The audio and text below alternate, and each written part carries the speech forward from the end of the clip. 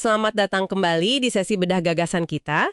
Hari ini kita pakai sumber dari bab 3 buku Simon Sinek, The Infinite Game. Judulnya Cost, No Cost. Iya, bab yang penting banget ini ya. Betul. Misi kita kali ini ya membongkar bedanya apa sih yang Sinek sebut just cause atau tujuan mulia yang sah itu, visi masa depan yang kita kejar bareng sama hal-hal yang kelihatannya mirip tapi sebenarnya bukan. Sering kejebak di situ memang. Nah, Sinek kan kasih kriteria tuh, harus mendukung sesuatu bukan melawan. Terus terbuka buat siapa aja yang mau ikut, orientasinya melayani, tahan banting sama perubahan, dan ya idealistis gitu. 5 poin kunci itu ya. Iya, nah pakai kriteria ini, yuk kita coba main tebak-tebakan sah atau palsu buat beberapa tujuan yang sering kita dengar dari perusahaan. Siap? Mari kita mulai kupas. Oke, pertama nih. Banyak organisasi kok kayaknya susah ya nemuin tujuan mulia yang beneran sah. Kenapa gitu ya? Jebakan pertama yang Sinek bilang itu namanya moonshots. Iya. Target ambisius, tapi ada batas waktunya. Contoh klasiknya yaitu tantangan Presiden Kennedy buat kirim orang ke bulan. Keren banget kan? Inspiratif. Tapi pertanyaannya, ini masuk kriteria tujuan mulia nggak ya? Nah, ini langsung kelihatan bedanya. Moonshots itu, sehebat apapun pada dasarnya sifatnya finite, terbatas. Ada start, ada finish yang jelas, bisa dicapai. Oke, jadi kalau udah sampai bulan ya udah gitu. Iya, selesai. Misinya tercapai. Nah, sedangkan tujuan mulia yang sah itu infinite, gak ada habisnya. Perjalanan terus-menerus yang ngasih inspirasi jangka panjang. Jadi beda di jangka waktunya ya. Finite versus infinite. Betul. Sinek kan juga kutip Jack Welch tuh yang bilang, jangka panjang itu cuma rangkaian jangka pendek. Kalau cuma ngejar target finite satu ke target finite berikutnya, tanpa ada visi infinite yang lebih besar, Jadinya apa tuh? risikonya ya kelelahan finite, kata Sinek. Capek target, terus bingung, habis ini apa lagi? Makanya target ambisius itu penting, tapi sebagai penanda aja, penanda kemajuan ke arah visi abadi itu. Bukan tujuan akhirnya. Oke, paham. Jadi moonshot itu langkah penting, tapi bukan tujuan perjalanannya. Nah, ini nyambung ke jebakan kedua nih.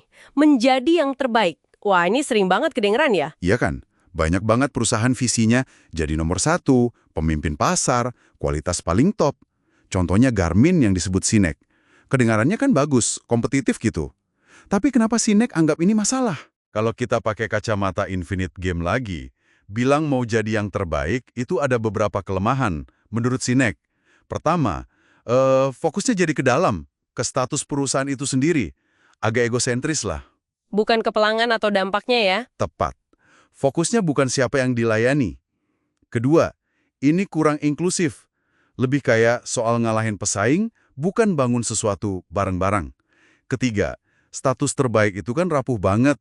Rapuh gimana maksudnya? Ya, seringnya kan terikat sama produk atau kondisi pasar saat ini. Besok-besok teknologinya berubah atau ada pesaing baru, status terbaik itu bisa hilang gitu aja. Jadi susah buat menginspirasi loyalitas yang dalam atau pengorbanan jangka panjang dari karyawan atau pelanggan. Iya juga ya. Terus solusinya gimana dong? Sinek nawarin kontrasnya, daripada fokus jadi terbaik, sebuah status finite yang bisa hilang, mending fokus untuk menjadi lebih baik. Nah, ini kan perjalanan infinite, perbaikan terus-menerus, lebih tahan banting, lebih inspiratif. Jadi pergeseran dari status terbaik ke perjalanan lebih baik. Menarik.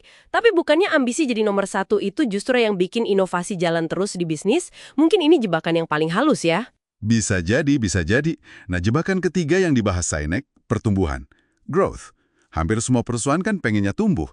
Apa salahnya sih jadiin pertumbuhan itu tujuan?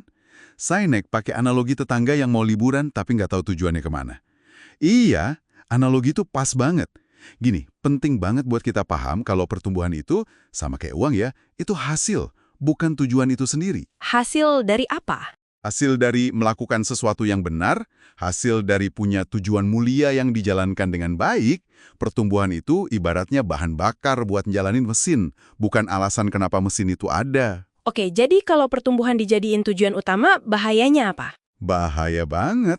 Bisa-bisa kita malah ngorbanin nilai-nilai penting atau bahkan kesejahteraan orang cuma demi ngejar angka jangka pendek.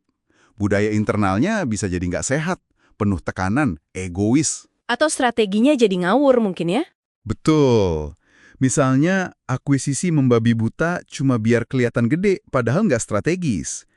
Pertumbuhan yang sehat dan berkelanjutan itu seharusnya akibat dari adanya tujuan mulia yang sah, bukan sebaliknya. Pertumbuhan tanpa arah tujuan yang jelas, ya kayak liburan tanpa tujuan tadi, nggak jelas mau kemana. Oke, jadi pertumbuhan itu kayak bensin. Penting buat jalan, tapi bukan tujuan perjalanannya. Wah, ini penting nih buat Anda renungkan gimana pertumbuhan diukur dan dikejar di tempat Anda. Jebakan terakhir yang kita bahas, CSR, tanggung jawab sosial perusahaan. CSR, ini juga sering disalahpahami. Gimana tuh? Kan banyak perusahaan yang aktif donasi, dukung komunitas, kasih waktu buat karyawan jadi relawan. Kelihatannya mulia banget kan? Memang, program CSR itu sendiri seringnya bagus dan patut diapresiasi ya. Nggak salah sama programnya. Tapi menurut Sinek, masalahnya adalah CSR itu seringkali jalan terpisah dari bisnis intinya. Terpisah gimana maksudnya? Terpisah dari cara perusahaan itu sebenarnya menghasilkan uang. Jadi kayak cuma, hiasan di luar aja gitu, polesannya lah. Oh, jadi cuma buat citra baik gitu ya? Bisa jadi mengarah ke sana. Nah, tujuan mulia yang sah itu beda. Prinsip melayani dan memberi dampak positif itu harusnya terintegrasi penuh. Jadi inti dari strategi, dari operasi sehari-hari, bahkan dari cara perusahaan cari untung. Wah, dalam banget ya bedanya. Jadi CSR aja itu nggak cukup buat nebus atau nutupin kalau misalnya cara bisnis utamanya itu eksploitatif atau cuma fokus ke target finite melulu. Pelayanan dan dampak itu harusnya jadi fondasi, bukan sekedar tempelan atau ornamen tambahan. Baiklah, jadi kalau kita rangkum nih, ada 4 jebakan umum yang sering banget dikira tujuan mulia, padahal bukan. Target ambisius tapi terbatas waktu, kayak moonshots, terus fokus jadi nomor 1 atau menjadi yang terbaik, lalu obsesi sama pertumbuhan sebagai tujuan akhir, dan terakhir program sosial atau CSR yang jalan sendiri, pisah dari inti bisnis. 4 itu ya.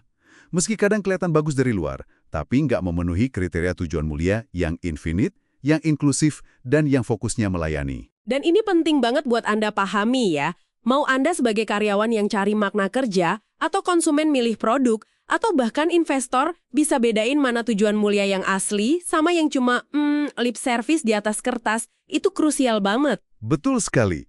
Ini bantu Anda buat ngarahin energi dan dukungan ke organisasi yang benar-benar main untuk jangka panjang, yang digerakkan sama visi yang lebih besar dari sekedar untung sesaat atau status doang. Ini benar-benar jadi bahan renungan ya, mengingat betapa gampangnya kita semua, entah sebagai organisasi atau individu, bisa kejebak di tujuan palsu ini.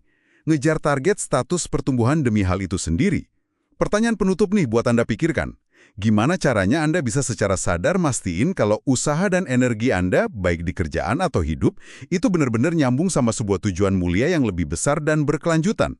Bukan cuma terobsesi sama pencapaian finite berikutnya.